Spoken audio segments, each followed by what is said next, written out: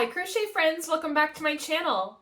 I'm Stefania and today I wanted to share some free patterns inspired by Stardew Valley. While my hand has been recovering and I'm unable to crochet, I've been spending a bit more time on my new special interest, Stardew Valley. It's a really fun, cozy game that allows you to farm, raise animals, go foraging, mining, and make friends. As of the time of recording, I think I've spent around 160 hours in game, but granted, that's been over the last 3 or so months. So in honor of my newfound love for this 10-year-old video game, I decided to check out Ravelry and see what kind of Stardew Valley inspired crochet makes I could find.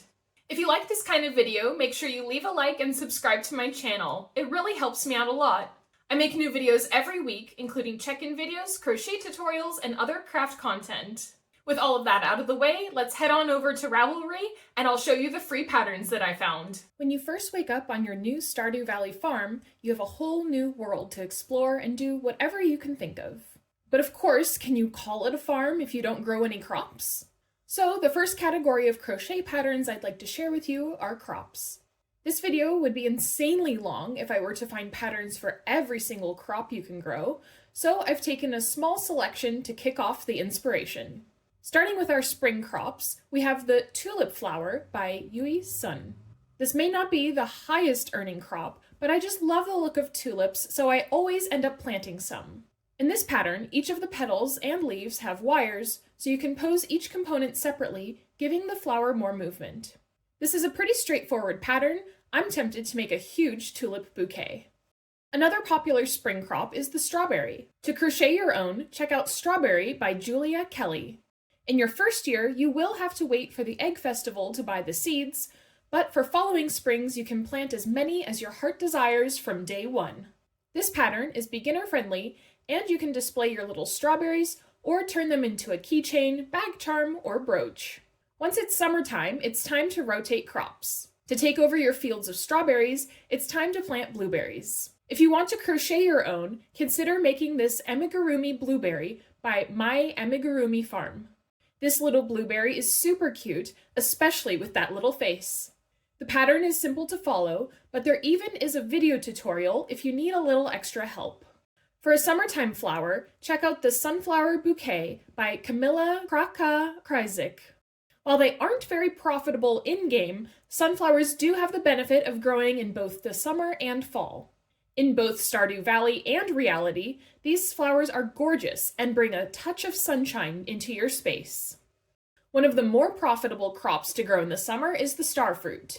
While I didn't find a specific starfruit pattern, this Paopu fruit by Justine Dalip is basically the same thing. To make it into a Stardew Valley starfruit, I would leave off the leaf and embroider 3 small dots in the center. Another pattern I thought we could adapt to reflect Stardew Valley is the crochet plum by Jan Bass. While there is a sweet plum you can forage in the fall, I thought this pattern could be adapted to turn into an ancient fruit. To make this adaptation, I would make 5 leaves instead of 1 and use a more blue color for the fruit. This is a beginner-friendly pattern, so if you're looking for a project to try out and you're a fan of this mid-game crop, give this project a try. Once you have all of these crops grown, it's time to process them into some artisan goods. If you don't want to turn it all into wine, pickles and jams are a great option. If you want to bring this skill into the real world, check out these canning jar toppers by Lily of Sugar and Cream. These jar toppers are such a cute idea to turn a plain jar of preserves into a stunning gift. While I don't do any real-life canning, I'm still pretty tempted to try out this pattern. Once you've got a handle on your crops, some Stardew Valley farmers then move on to raising some animals. There are so many different animals you can have on your farm, so I've had to make a small selection. So if your favorite farm animal isn't covered on this list, check out Ravelry for so many more animal patterns. Starting off, I found this Stardew Valley chicken square by Beatrice Eleanor Olson. While most of the animal patterns are amigurumi, I wanted to highlight this C2C blanket option. Beatrice Eleanor also has patterns for the other colorways of the Stardew Valley chickens, so you can make a blanket that reflects your favorite farm companions. If you prefer a stuffed version of your little chicken friends, check out the Stardew Valley chicken by Susanna Barra. This no-sew pattern teaches you how to make both an awake and a sleeping chicken, as well as the eggs. Again, you can make your chicken whatever color you like to honor your in-game flock. Next up, we have the Stardew Valley Duck by Chevy05. Once you've upgraded your coop, you can adopt an adorable duck. With this pattern, you can also make a duck friend to keep you company in real life. While this version won't give you any duck eggs or feathers, it's still a great project to make. If you're like me and only upgraded your coop so you could adopt some rabbits, check out Briar, the Pygmy Rabbit by Tiffany Horton. There is quite a bit of sewing involved in this pattern, but to me it seems worth it for this little cutie. While I only have 2 rabbits in game, I may end up with a whole army of these crocheted bunnies. Moving on to our barn animal friends, we have this colorful cow by Ella Crochet. While this pattern isn't exactly like a Stardew Valley cow, it was just too cute to not include on this list.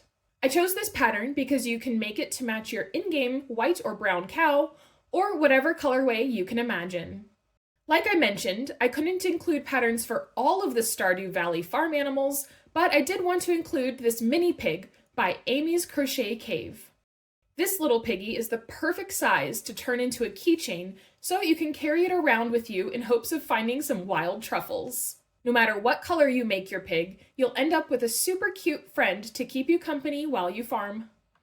If you're tired of staying on your farm and are ready for a change of scenery, it's time to do some foraging. This is a great way to collect some passive income through collecting seasonal fruits, vegetables, and flowers. Like with crops, there are so many different items you can forage, so I've taken a small selection to highlight in this section.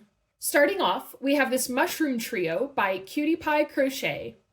This pattern has instructions for 3 different sizes of mushrooms, which you can make in whatever colorway you'd like. While the shape of the mushrooms best fits the common red and purple mushrooms you find in-game, I think if you were to make the caps a bit longer, you could turn it into a morel. Or if you were to make the top flatter, you could even make a chanterelle. Next up, we have Daffodils by June Gilbank. This springtime flower is beautiful and makes a great gift for many of the townsfolk. I love how this pattern shows different colorways that daffodils can have. By making these colorways, you can end up with a lovely bouquet. It would also be fun to make some of the other Stardew Valley flowers to create a bouquet with a lot of variety. While you're out foraging, it's handy to have somewhere to keep all your finds. In-game, this is your backpack, but you could consider making this acorn wristlet pouch by Meg Nelson for real-life foraging. As chopping down trees in-game counts as foraging, I thought I would represent this with an acorn-themed project. This wristlet is super cute and is the perfect way to carry your things in a whimsical way. Another activity that counts as foraging is picking up seashells on the beach. Therefore, I wanted to include the Seashell Motifs / Garland by Lynn Salmon. While this pattern has some overlap with the shells you can find in-game, it does have some extras. But I figured you can pick and choose what shells to make to better fit your Stardew Valley vision.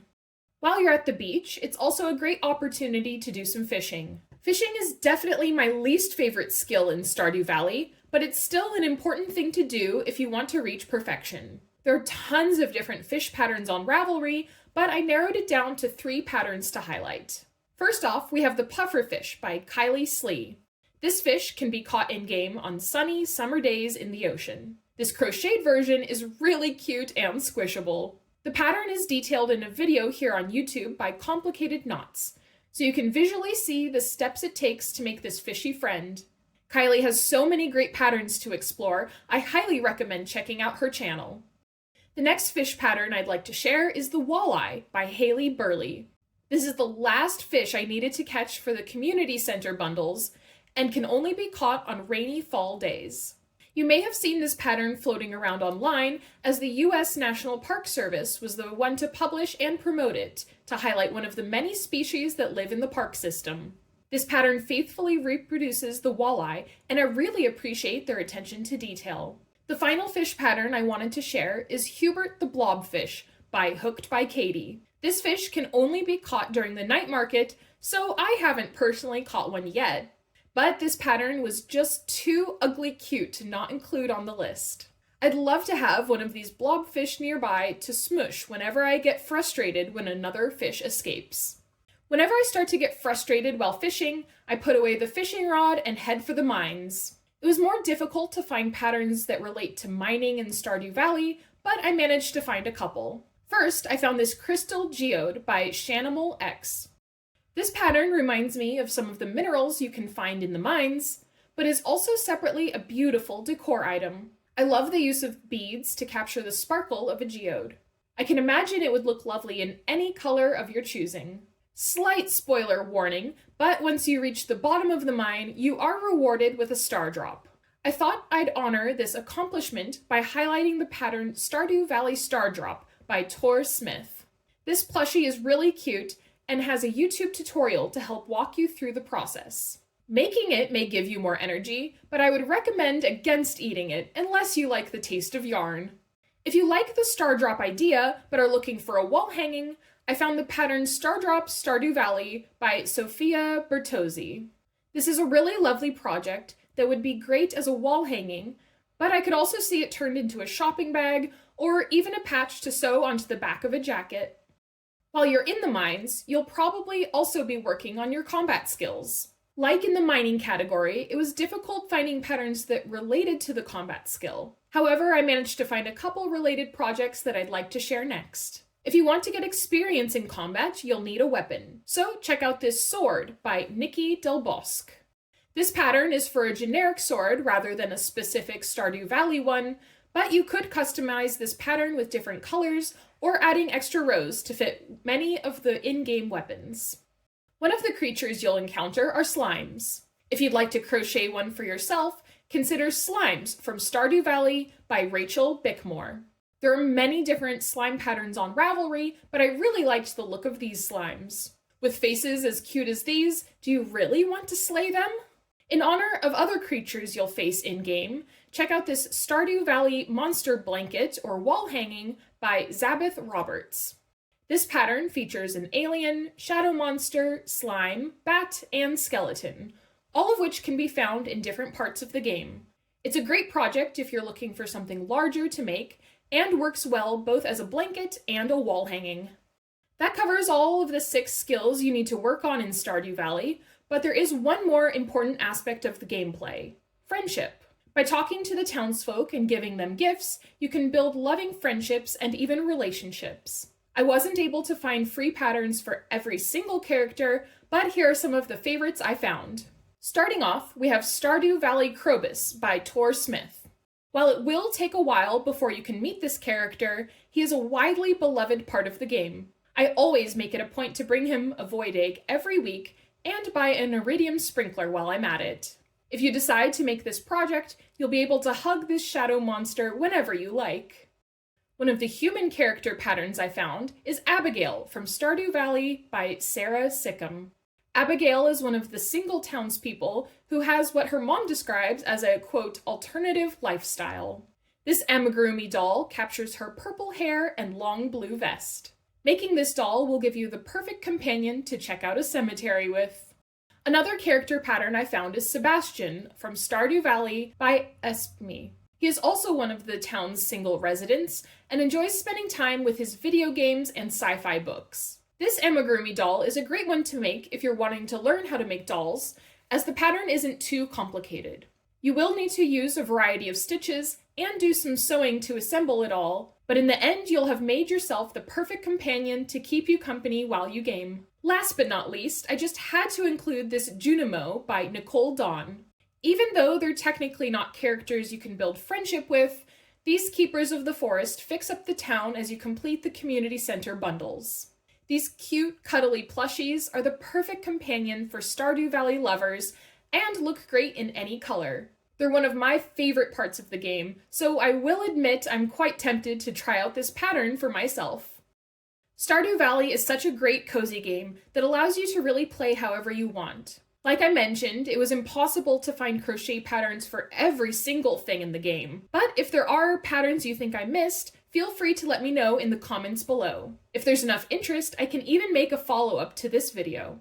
Either way, I hope that you found some inspiration for your next crochet project that allows you to combine crafting with your love of Stardew Valley. I know I'll be making a couple of these patterns for myself at some point. If you want to join me in making some of the patterns, I've included a link to my Google Doc in the description. That's where you can find the list of all 30 free patterns I mentioned in this video. Thanks for watching till the end of the video. If you liked this video, make sure you leave a like, and if you loved it, make sure you're subscribed and turn on post notifications. That way, YouTube will let you know the next time I release a new video. Let me know in the comments down below what your favorite makes on this list were. If I had to pick a favorite myself, it would either be the Junimos or probably Krobus. But there's so many amazing makes, it's hard to pick a favorite. If you're looking for more inspiration for free crochet patterns, I've got a whole playlist like videos just like this one. I'll link it in the description. Thanks so much for watching, and I'll see you next time. Bye!